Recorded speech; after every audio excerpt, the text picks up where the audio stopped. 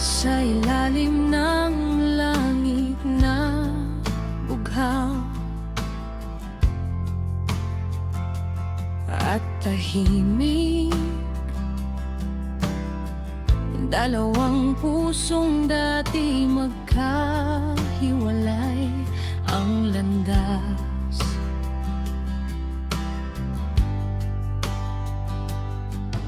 Ngunit sa takdang oras ng may kapal, sila'y pinagtagpo, may layuning wagas.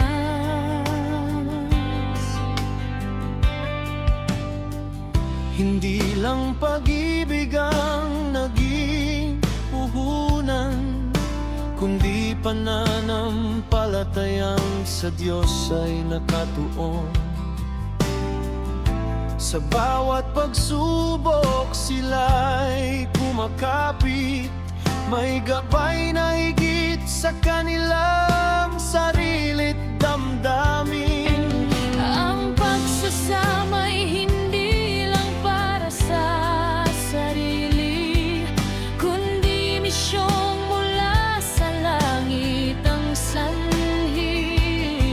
Isang buhay ang kanilang alagaan, sa aral ng Diyos huhubugin at papatnubayan.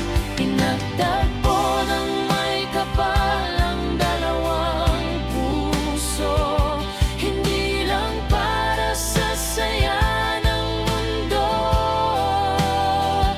kundi upang bumuo ng tahanang totoo. Nasa Diyos ang sentro, sa pag-ibig buo. At sa bawat hakbang ng kanilang anak, Ituturo ang landas na wasto't tapat. Sa liwanag ng Diyos siya'y lalakad, upang maging mabuting taong may dangal. sa bawat halakhak at luha sa tahanan, mga aral ay unti-unting nahuhulma. Di man perpekto ang landas ng mag-asawa, sa Diyos sila'y bumabangon at nagkakaisa. Ang kanilang anak, bunga ng pag-ibig at panalangin, tinuruan ng kabutihan at damdaming dalisay.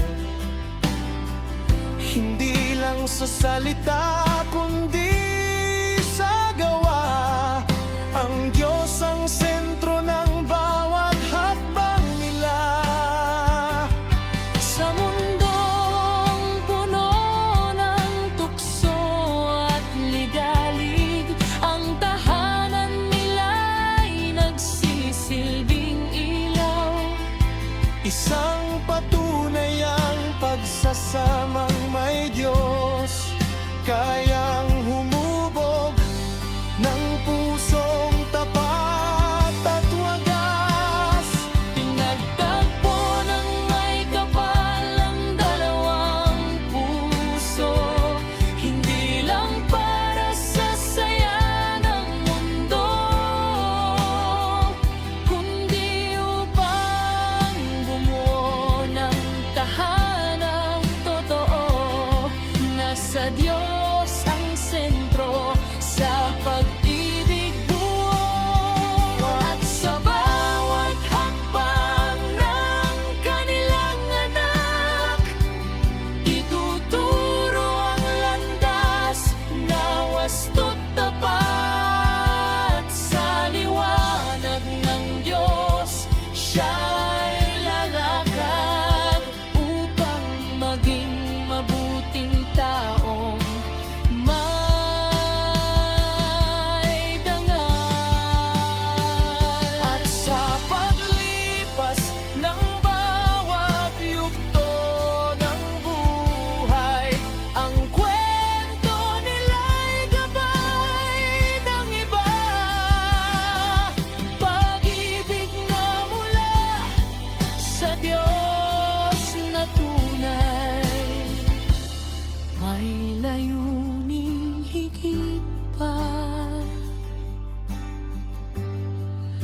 Sa ina